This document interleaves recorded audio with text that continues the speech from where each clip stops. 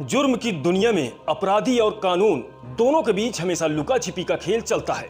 कभी अपराधी आगे और पुलिस पीछे, तो कभी पुलिस आगे और अपराधी पीछे चलता दिखाई देता है। खाकी और खूनी के बीच करीब 3 साल तक झूलते रहने वाली कत्ल की षड्यंत्र की एक ऐसी ही रोमांचकारी पुलिसिया पड़ताल जो आज मैं यहां बयां कर रहा हूं। कत्ल की वो कहानी जिसमें एक लड़की के प्रेमी का कत्ल हो जाता है, जिसके बाद पुलिस कप्तान से लेकर कोतवाल थानेदार तक सभी करीब 3 वर्ष तक कातिल की तलाश करते हैं, लेकिन कातिल कौन है इसका पता नहीं चल पाता।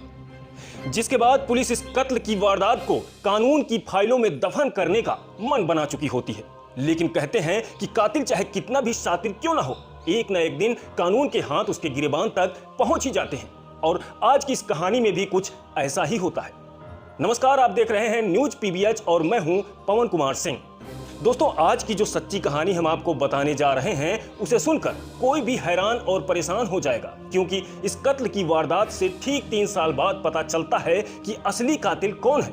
इस हैरत अंगेज घटना की पुलिसिया पड़ताल कानून और खाकी की आने वाली पीढ़ियों के लिए अब एक पाठ बन चुकी है, क्योंकि अपहरण और कत्ल की उस संगीन वारदात की स्क्रिप्ट तो एक अनपढ़ शख्स ने लिखी थी, जिसे कई साल से उत्तर प्रदेश की पुलिस पीड़ित यानी मजलूम समझ रही थी। खुद को हमेशा काबिल समझने वाली पुलिस अनपढ़ कातिल के हाथों लिखी उसकी खूबसूरत स्क्रिप्ट के पन्नों पर 3 साढ़े 3 साल तक कदमताल करती रही। हत्याकांड की जिस पड़ताल का जिक्र मैं यहां कर रहा हूं, यह मामला है यूपी के अलीगढ़ जिले के थाना गांधी पार्क का। कत्ल की उस वारदात में मास्टरमाइंड का नाम है देवेंद्र शर्मा। देवेंद्र शर्मा मूलतः अलीगढ़ के नगला माली का मूल निवासी है। कालांतर में वो नौकरी की खातिर फरीदाबाद की जवाहर कॉलोनी में जाकर परिवार सहित रहने चला गया। 3 बेटियों में से एक बेटी जो उन दिनों अलीगढ़ के ही किसी स्कूल में 12वीं कक्षा में पढ़ रही थी, वो 3 दिसंबर 2013 को परीक्षा देने के लिए अलीगढ़ में अपने मामा के घर चली गई थी। जिसके बाद 12 दिसंबर 2013 को लड़की के पिता देवेंद्र शर्मा ने गांधी पार्क थाने में बेटी के अपहरण का मुकदमा लिखा दिया। पिता ने बेटी के अपहरण का आरोप लगाया फरीदाबाद की जवाहर कॉलोनी में पड़ोस में रहने वाले युवक जय के ऊपर। पीड़ित पिता के बयान पर गांधी पार्क थाना पुलिस ने अपहरण और पॉक्सो एक्ट के तहत एफआईआर दर्ज कर ली। जय और उसकी प्रेमिका की तलाश में अलीगढ़ पुलिस कई बार फरीदाबाद पुलिस के पास भी गई।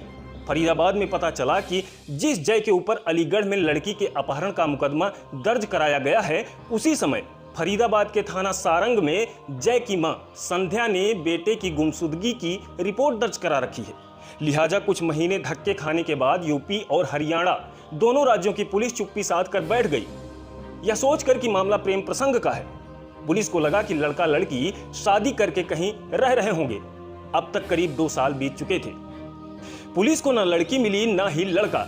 इन 2 साल में लगातार बेटी को तलाश कराने की गुहार लगाने उसका पिता अलीगढ़ के गांधी पार्क थाने में अक्सर आता जाता रहा। गाहे बगाहे लड़की का पिता गायब चल रहे जय के परिवार वालों और रिश्तेदारों को भी जेल में बंद कराने की धमकियां देता रहता था। लेकिन मामले में टर्निंग पॉइंट आया 1 सितंबर 2015 को, जब 2 साल से गायब बेटी के संग पिता देवेंद्र शर्मा अचानक ही अलीगढ़ के वरिष्ठ पुलिस अधीक्षक के सामने जाकर पेश हो गया। पिता ने एसएसपी से कहा, देखो साहब, अपहरणकर्ता जय ने हमारी बेटी को गर्भवती करके बीच मझधार में छोड़ दिया है। अगर समय रहते पुलिस ने कड़ाई से पड़ताल की होती तो मेरी बेटी की इतनी छोटी उम्र में इस तरह से दुर्गति होने से बच जाती। इसके बाद लड़की ने एसएसपी अलीगढ़ को कहानी सुनाई कि सन 2013 में एक दिन जब वो अलीगढ़ में मामा प्रमोद के घर अकेली थी, तभी उसका प्रेमी जय अपने कुछ दोस्तों के साथ उसके पास आ गया और वहां से कार में उसका अपहरण करके मथुरा ले गया, जहां उसके प्रेमी जय ने उसके साथ बलात्कार किया, जिससे वो गर्भवती हो गई। बहरहाल एसएसपी अलीगढ़ ने दफ्तर में पिता के सामने खड़ी रोती बिलखती लड़की की बात सही मान ली, जिसके बाद एसएसपी ने गांधी पार्क थाना प्रभारी को आड़े हाथ ले लिया और थाना पुलिस ने पॉक्सो के साथ साथ बलात्कार की धारा भी मुकदमे में जोड़ दी। एक दिन शिकायतकर्ता पिता ने पुलिस कप्तान को बताया कि उसकी बेटी एक बच्चे की मां भी बन गई है। इसके लिए भी बेटी का प्रेमी जय ही जिम्मेदार है। उन्हीं दिनों यानी सितंबर 2016 में 2003 बैच के आईपीएस अधिकारी राजेश पांडे ने अलीगढ़ के वरिष्ठ पुलिस अधीक्षक का कार्यभार ग्रहण किया था। उन्होंने जिले में लंबित मुकदमों पर नजर डाली तो उसमें यही मामला उनकी पैनी नजरों ने सबसे पहले ताड़ लिया। उन्होंने उसी दिन नगर पुलिस अधीक्षक के पद पर तैनात अतुल कुमार श्रीवास्तव व सीओ सिटी अमित कुमार को आदेशित कर 3 साल से थाने की फाइलों में धूल फांक रहे इस अपहरण कांड की लंबित पड़ताल की फाइलें और कोतवाल को तलब कर लिया। तब तक गांधी पार्क थाने के एसएचओ का चार्ज इंस्पेक्टर दिनेश कुमार दुबे संभाल चुके थे। फिर एक दिन पुलिस ने लड़की के पिता देवेंद्र शर्मा को थाने बुलवाई और दोबारा घटना के विषय में पूछताछ शुरू कर दी। पुलिस ने जब लड़की के पिता से पूछा कि लड़की का प्रेमी आखिर तुम्हारी सोच के हिसाब से कहां हो सकता है, पुलिस की कई घंटों की लंबी पूछताछ से खार खाए और पहले से ही ऊबा बैठा देवेंद्र शर्मा झुंझलाता हुआ बोला, मैं क्या बताऊं, कहीं रेल से कटकर मर खप गया होगा। फिर क्या था, लड़की के पिता की यही एक लाइन पुलिस टीम के अधिकारियों ने पकड़ ली, जिसके बाद पुलिस टीमों ने 6 से 12 दिसंबर 2013 के बीच जीआरपी पुलिस से जानकारी जुटाई तो पता चला जिस लड़के यानी कि जय के ऊपर देवेंद्र शर्मा अपनी बेटी के अपहरण और बलात्कार का आरोप लगा रहा था, उसकी लाश रेल की पटरी पर पड़ी हुई पाई गई थी, जो कि जीआरपी थाने में दर्ज थी।